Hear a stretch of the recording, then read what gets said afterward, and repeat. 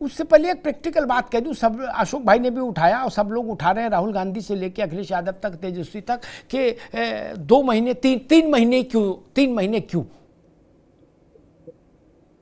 दो बातें कहूंगा बड़ी प्रैक्टिकल। मैं मानता हूं, एक खेमचंद जी एक मिनट रुको। मानता हूं राज भाई की तेलंगाना में जो सरकार है क्या,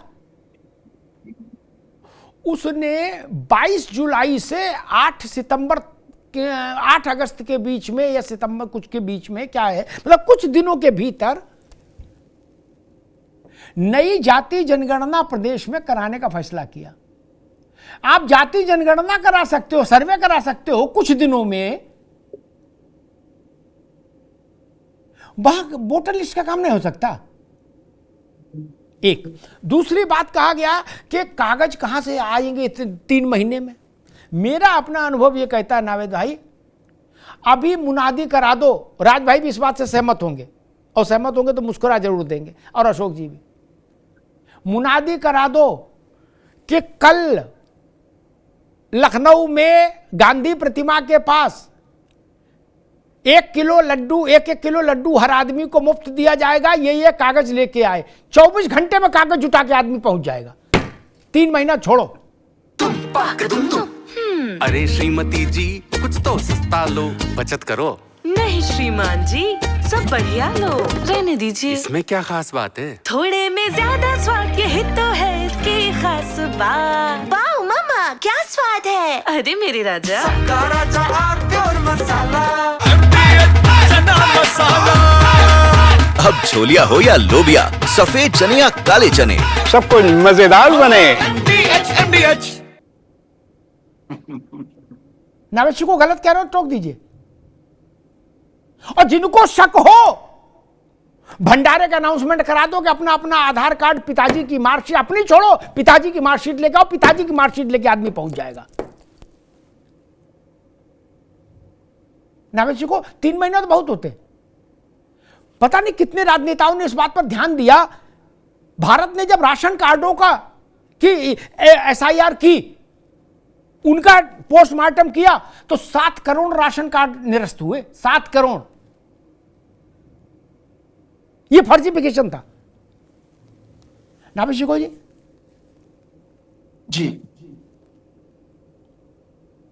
जी देखिए, अब मेरे मन में कुछ सत्ता को लेकर प्रश्न है और विपक्ष को लेकर प्रश्न है, थोड़ा सा समय दे दीजिएगा। जो जिस विषय पे हम लोग बात कर रहे हैं उससे कुछ सवाल पैदा हुए हैं। सत्ता के सामने ये सवाल पैदा हुए हैं कि आजादी के बाद भारत में पहली बार ऐसा हुआ है कि किसी भी नागरिक के पास कोई ऐसा ऑथेंटिक कागज नहीं है जिससे वो कह सके कि हम भारत के नागरिक हैं। उसका आधार भी अब इतना विश्वसनीय नहीं है कि वो बता सके कि हम भारत के नागरिक हैं। ये पहली बार हुआ है। ये सत्ता के सामने सवाल है।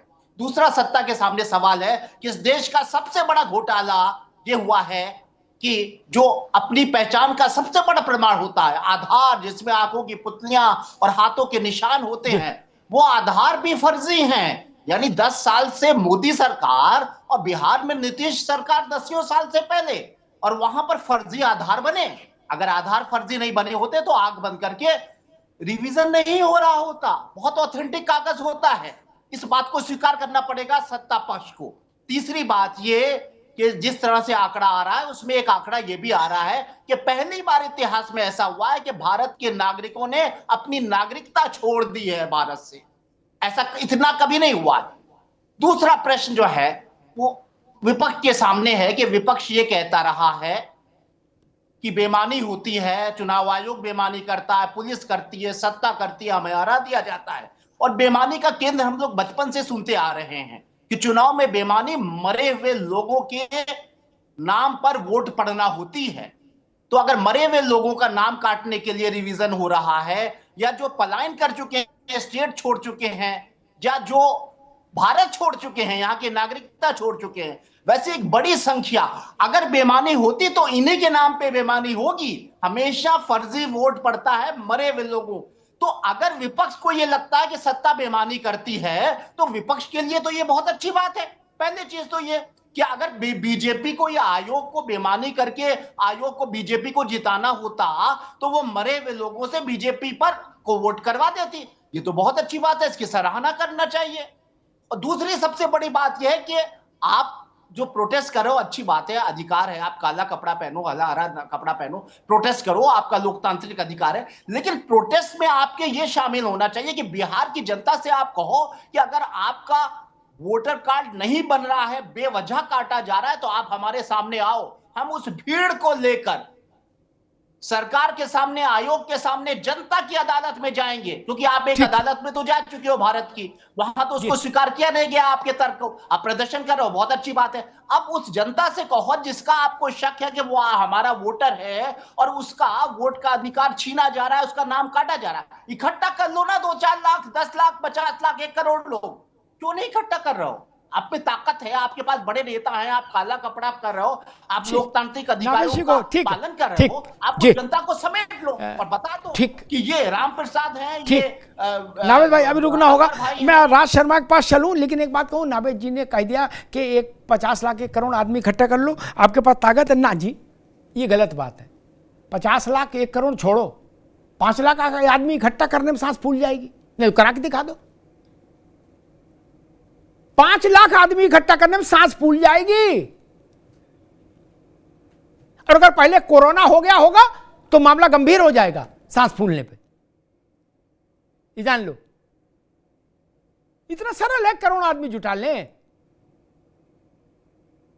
तेजस्वी जी 5 लाख आदमी पटना में लेके क्यों नहीं बैठ गए धरने पर? कहां है आदमी?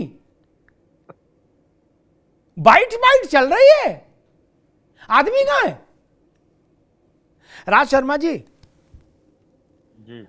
टू बी प्रैक्टिकल, सारी थ्योरी एक किनारे, उत्तर प्रदेश में भी ये होगा, जांच पड़ताल होगी। बिहार के हिसाब से हम एक रफ आइडिया लगा रहे हैं कि यहाँ 1.5 करोड़ का मामला कम से कम निकलेगा। क्या ऐसा रफ मोटा अंदाजा है? ऐसा नहीं कि बाद में हमारे ऊपर मुकदमा करो कि आपने 1.5 करोड़ कहा था, ये तो 1.45 ही निकले। ठीक, 1.5 करोड़ का मेरा समझ कह रही है। 1.5 करोड़ में तो बाबू खेल ही पलट जाएगा। नहीं, मुझे तेजस्वी यादव की छटपटाहट बता रही है कि तीर गहरा लगा है। नहीं, अब आप सहमत हो या असहमत हो, अब ये यूपी में भी होगा, बंगाल में भी होगा, सब जगह होगा। और नावेद भाई ने एक प्रश्न उठाया था कि आधार बने सब राज्यों में, जहां जहां जिसकी सरकार, उसने अपने ढंग से खेला किया, इससे तो कोई इनकार नहीं कर सकता।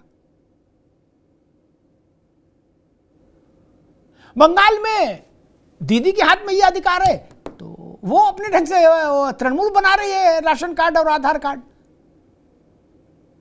इस सच्चाई को स्वीकार करना चाहिए। राज भाई, मैं उत्तर प्रदेश पर केंद्रित कर रहा हूं बहस को। बिहार तो आज खत्म हो गया, पंचम अध्याय समाप्त हो गया, सत्यनारायण कथा का आरती हो गई, प्रसाद बट गया, पंजीरी लेके लोग निकल लिए। अब अगली जगह जहां जहां कथा होनी, उनका शेड्यूल देखो। राज भाई, मैं पहले तो दादा एक बात कहूंगा, हमारा तो जीवन सर कह के थक गया। जीवन भर हमने सर का पढ़ते थे तब का, और सेवा करी तब का, सर। और बड़ा अफसोस है कि इस निकम्मी सरकार ने सर सबको भी बदनाम कर दिया। ये मेरा दुख है, ये मेरा व्यक्तिगत दुख है। और एक दुख और है, कोई फर्रुखाबाद से आ जाए गुड्डू, जैसा कि आप लोगों के किरदार है, कोई पिंटू आ जाए और वो मेरे से मांगे, जो मेरे अंदर डर है कि राज शर्मा आप ये बताओ यहाँ के नागरिक हो कि नहीं हो। तो मेरे पास तो एक आधार कार्ड है गुरुजी, राशन कार्ड भी नहीं है।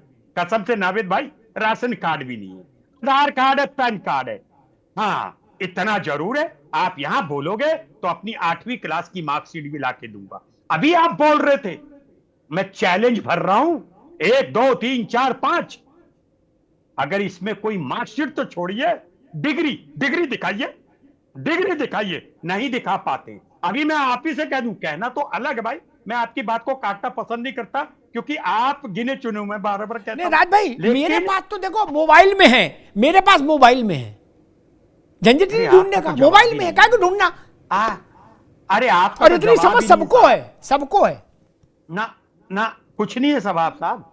आपने कहा ठीक है, आप अपनी जगह है, वो तो एक अलग चीज है। बस क्या हुआ, सरकार का जो एक किरदार था ना, वो शक के दायरे में आ गया, बस बाकी कुछ नहीं हुआ। मैं कहता हूं वोट फेयर होने चाहिए, मैं भी अभी किसी ने बोल रहा था या आपने बोला था, ये भी गलत है। मैं नगर निगम देखने गया, मेरा नगर निगम में वोट नहीं, कैसा वो लोकसभा की अलग है।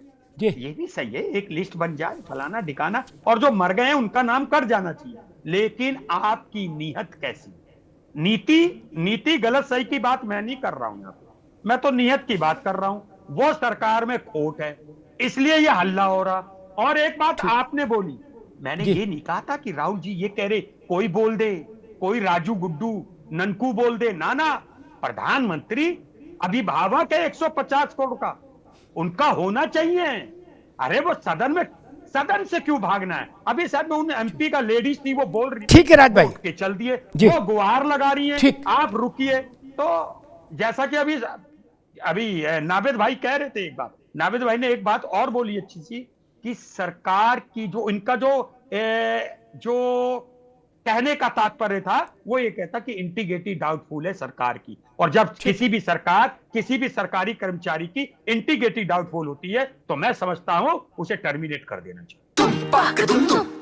अरे श्रीमती जी कुछ तो सस्ता लो, बचत करो। नहीं श्रीमान जी, सब बढ़िया लो, रहने दीजिए। इसमें क्या खास बात है? थोड़े में ज्यादा स्वाद, यही तो है इसकी खास बात। वाओ मामा, क्या स्वाद है। अरे मेरे राजा,